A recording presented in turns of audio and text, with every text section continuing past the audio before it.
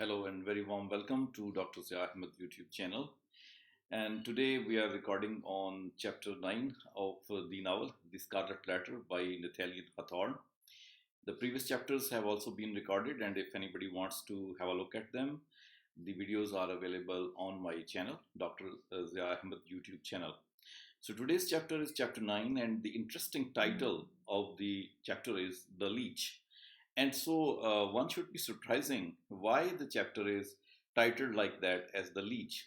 You know, leech is a kind of animal that is renowned for, it's an ugly animal, but it's known for sucking the blood of the, any person or body which is having the blood in it. Sometime in the past, the you can say semi doctors or the other people who use the kind of techniques in order to cure certain maladies, they would use this animal in order to suck the bad blood out of the body of a human being in order to cure him. So this animal is associated with sucking of the blood.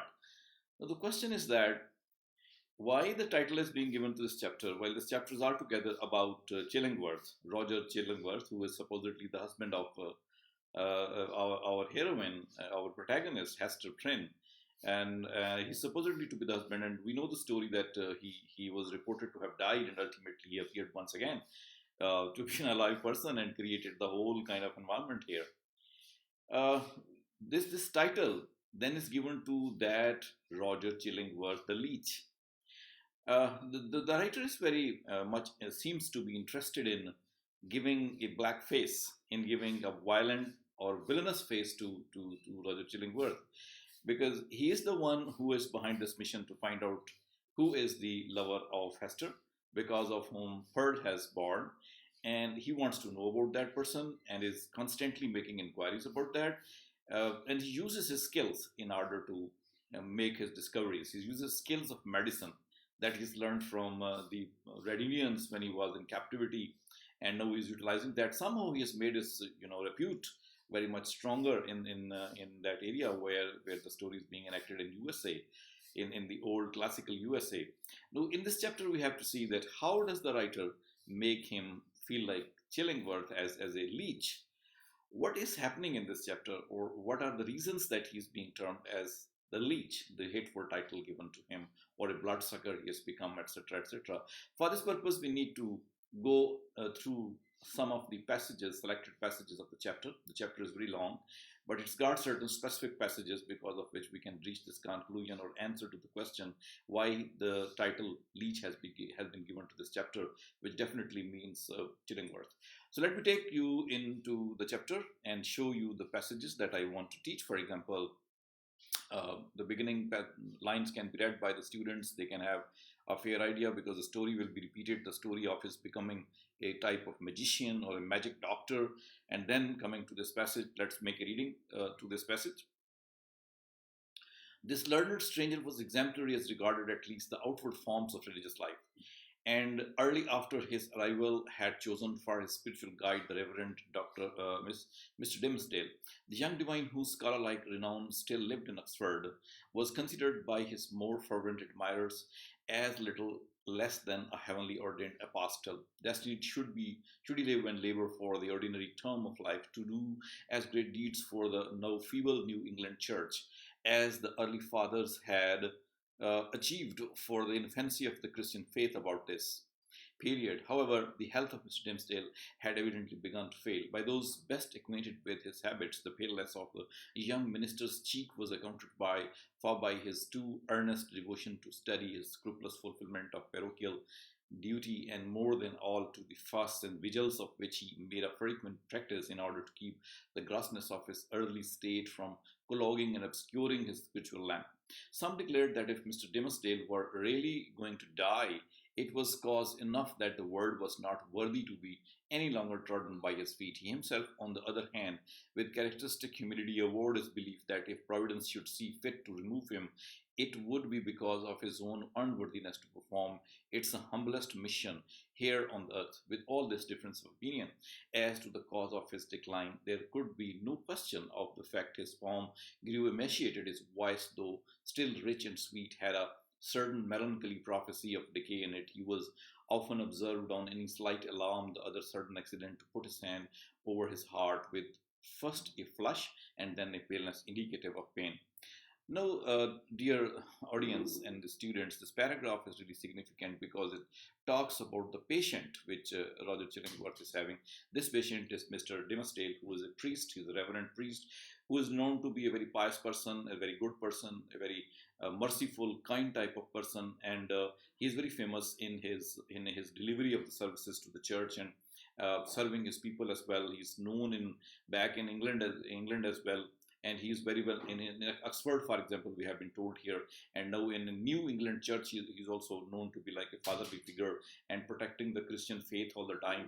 But something is going on very wrong with him, and that we are told in this paragraph that he is day by day becoming weaker, ill, and his color of the skin is turning into pale, and his appearance is becoming weaker and very much bad, and people are thinking that something bad is happening with him. One of the opinions is that probably he is taking vigils at night. I mean, he's keeping at night awake for a longer period of time and is eating nothing and is not taking care of his health, and that is why perhaps this condition is there. And he is, according to some people, going to die. But he replies to these people that if I'm going to die, then it doesn't matter at all, because if Providence, if God doesn't think that he is not worthy enough to perform his services in this earthly life, then he should die definitely. But there were some other reasons possibly could be there. One of the reason has been indicated in the end of this passage by saying that whatever sudden thing happened, whatever accident happened, and the priest would touch his heart with great pain. He felt at that time when he touched his heart, and the paleness grew, and ultimately he felt great pain, and he showed that he's feeling great pain. So it means that something is there in his heart, something possibly is present near his heart, which is ailing him, which is disturbing him, and the writer wants to point out to that. So this is the patient who is the patient of Chillingworth, and Chillingworth definitely will be the doctor to treat this person. But before his treatment, we come to know that there are certain things which have gone wrong, and the title of the chapter possibly can be symbolically as well. It can be the leech, which is eating from inside this priest. This priest is associated somehow with something which is so wrong, which is so ugly, which is so sinful, that he is himself feeling very painful, and something is eating from inside, and that's why he is just about to reach his death. He's becoming day by day very weak, extremely weak, and that is why people are saying that he is possibly going to die very soon. And this is what possibly another meaning of the leech word can be there. There's something which is eating somebody from inside, that is going to be the leech as well. But if a man is going to be leech, then definitely it's Chillingworth, and that we shall be seeing in the next coming passages. Let's go deep into more passages and see what happens in this chapter, how much the priest is able to sustain himself, how much he is able to bear the pangs, whatever he is feeling. For example, in one of the sentences, the priest is asked that, don't you need a doctor? Don't you need a medicine? He says, I need no medicine, said he. This is the sentence spoken by a very disappointed person who possibly thinks that there's no cure possibility for him. He cannot recover from his disease, or he doesn't want to be recovered from his disease, and that is why this kind of sentence is spoken. In modern day world, we call them terminal illnesses or diseases because of which somebody may die very soon. But what is the condition of this priest that he explains, and why he says that he doesn't need any medicine? For example, the priest says, the writer says, but how could the young minister say so, when with every successive Sabbath, his cheeks were paler and thinner, and his voice more tremulous than before, when it had now become a constant habit rather than a casual gesture to press his hand over his heart? Was he weary of his labors? Did he wish to die? These questions were solemnly propounded to Mr. Dimmesdale by the elder minister of Boston and the deacons of his church. So, to use their own phrase, dealt with him on the sin of rejecting the aid which Providence so manifestly held out. He listened in silence and finally promised to confer with the physician. So that's the passage where a number of questions have been asked. I mean, what is the reason that he doesn't want to accept the medicine, doesn't want to accept the doctor? What is the reason behind all that when his condition is worsening day by day?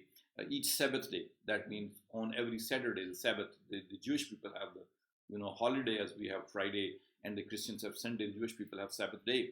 So every weekend, this priest is feeling even more weaker, even more unable to sustain himself, and growing paler, and again his hand is lifted to his heart. There's something which is going on in his heart, and these are the questions put by the other people, other priests. They say that when help is available, when doctor is available, when his health is going to be so bad, why would not the priest order the medicine, or not allow the physician, the magic physician, let's say, to come and help him when it was available?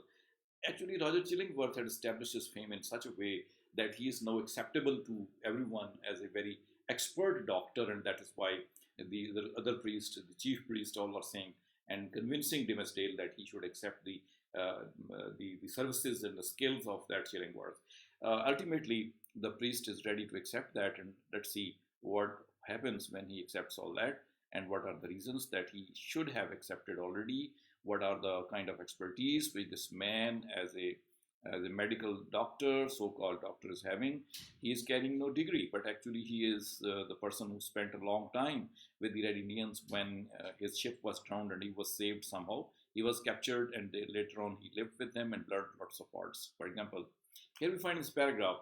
Two or three individuals hinted that the man of skill during his Indian captivity had enlarged his medical attainment by joining in the incantation of the savage priest, who were universally acknowledged to be the powerful enchanters after often performing seemingly miraculous cures by their skill in black art. A large number, and many of those were persons of such sober sense and practical observation that their opinions would have been valuable in other matters, affirmed that Roger Chillingworth's aspect had undergone a remarkable change while he had dwelt in the town, and especially since his abode with Mr. Dimmesdale. At first, his expression had been calm, meditative, scholar-like. Now there were something ugly and evil in his face, which they had not previously noticed, and which grew still the more obvious to sight the oftener they looked upon him. According to the vulgar idea, the fire in his laboratory had been brought from the lower regions and was fed with infernal fuel, and so might be expected his visage was getting fiery with the smoke. Now, this paragraph can be divided very easily into two parts. The first part of the passage shows how this gentleman has come across the medical skills and how he's got that.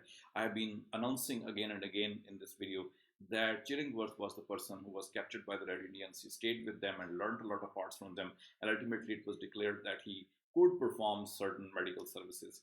And because of his certain cures which he had exercised with his skill and with his black art, that had proved that he can do that, and that is why Mr. Dimmesdale was advised, was convinced that he should take the services of Chillingworth. You know, again and again, the writer is using the word magic also, like I used with the slip of the tongue, but actually it is the case that here the magic word is also present, seemingly miraculous cures by their skill in the black art. So black art, as Chaucerian Burrock, the Canterbury Tales, gives us the character of a medical man, and in that also it is said that he was active and learned in many arts of medical science, along with the black art also. And same is the case with the Chillingworth, and that throws light on the condition of the medical science of that time. But whatever the case may be, in these skills of the medical practitioners, some of the hellish art, black art, or magical art was also included.